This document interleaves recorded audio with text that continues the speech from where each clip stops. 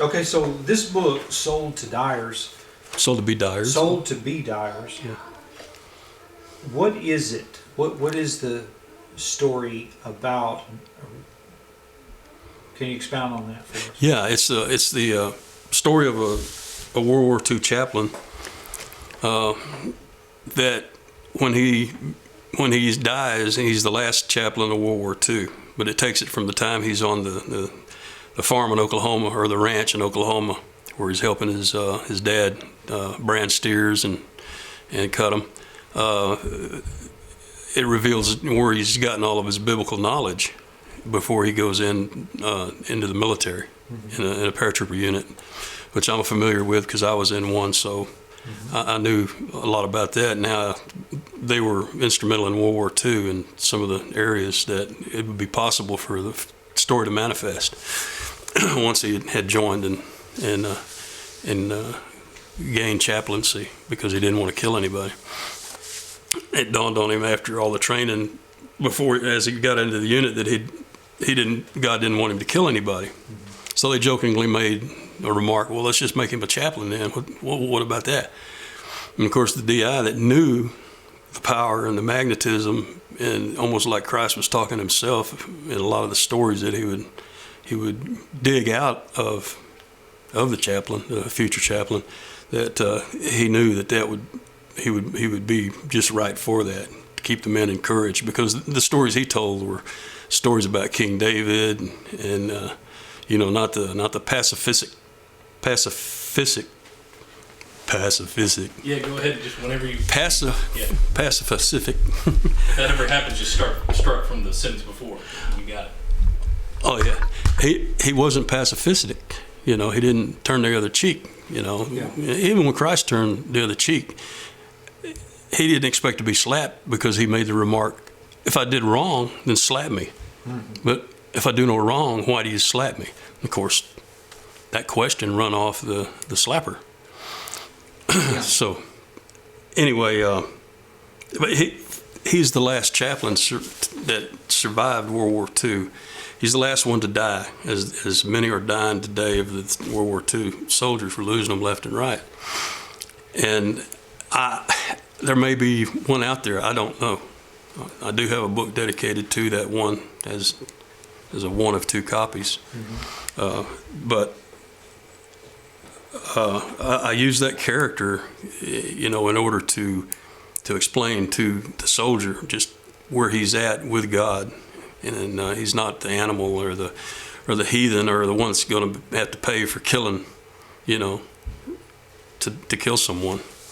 And the chaplain finds out, that he knows he'll be tested by God to see if he will participate in the aid of his soldiers, trying to minister to them, get them water, or get to them and give them rights.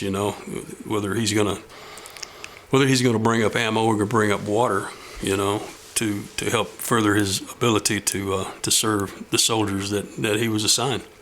And anyway, he goes through a lot of self-discovery, and finally in the end he's reluctant to bring forth any of the things that he has found of God's answer to "Why me, God?" that the soldiers are always asking.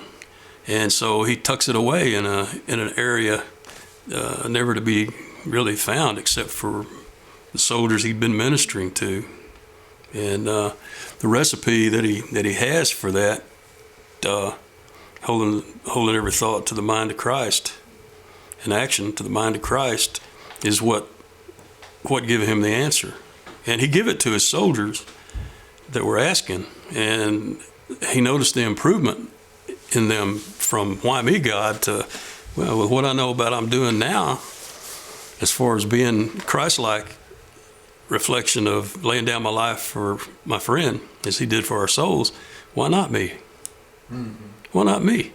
And then suddenly their morale was lifted, their sense of duty and their objective takings, and just increased. It was like there's no stopping them. And, they didn't feel sorry for the ones that got killed in the process, or beg for them to come back, or why didn't I go instead of him, and none of that. existed any longer. None of those kind of horrors, nor any horrors later on in their lives whenever those thoughts and projections that they'd seen over there visits them back, like the post-traumatic stress that visits our soldiers today.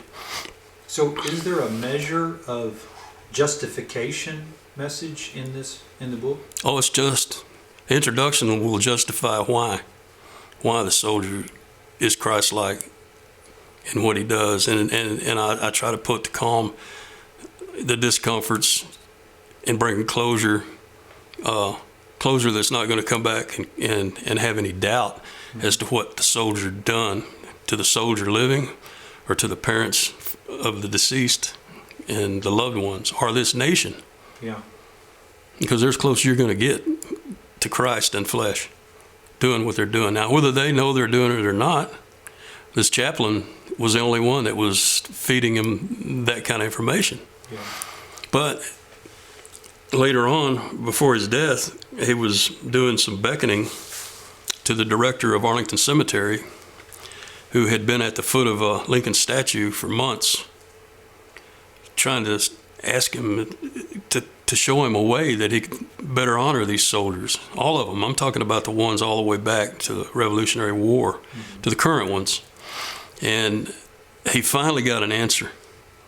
And so he's skipping across the Potomac River back to his duty station. If anyone's familiar with the Lincoln statue at the end of the reflecting pool, they'll know where we're talking about. If not, when you visit, it might become a little more vivid to you.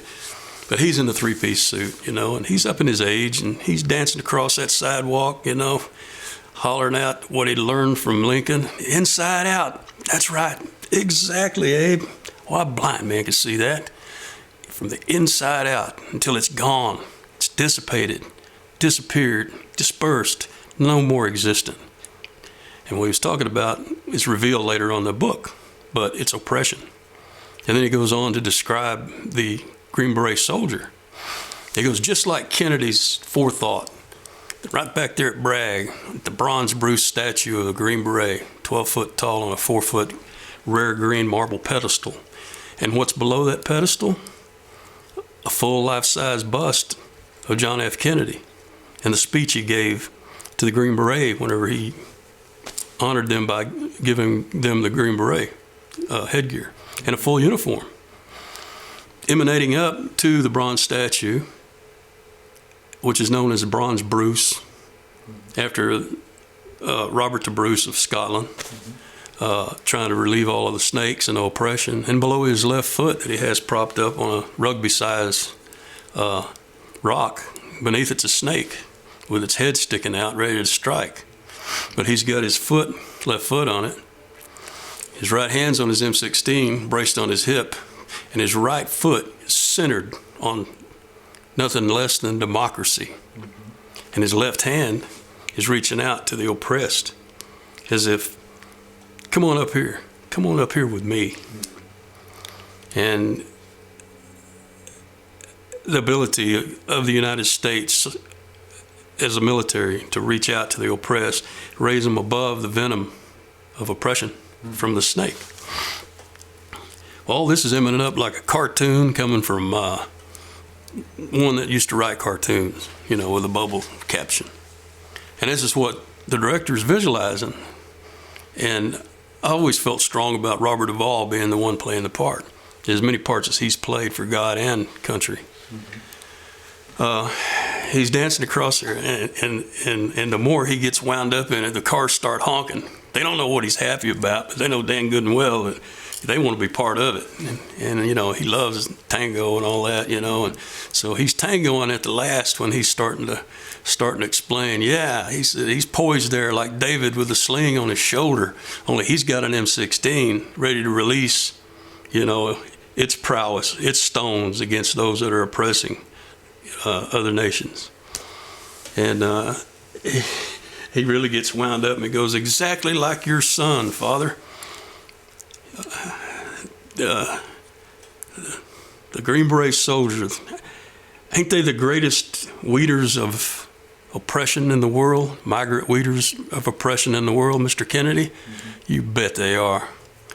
And anyway, he reaches his duty station and carries on with the rest of what he's been told to do from Abraham Lincoln.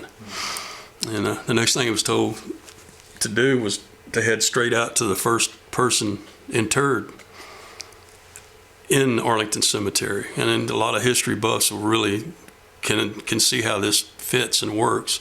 There's a rose garden of Mary Lee Custis, General Lee's wife, which had ties to Martha Washington.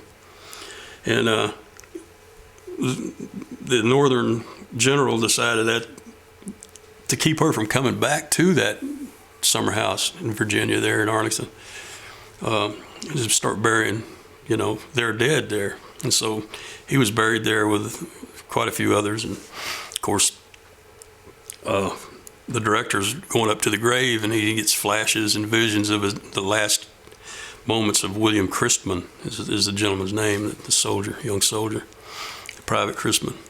And he begins talking to him. He says, as you may or may not know, your commander-in-chief has sent me here to explain to you that had he known that the general that interred you here had the intention of doing it, he would never let it have come to the fruition that it has.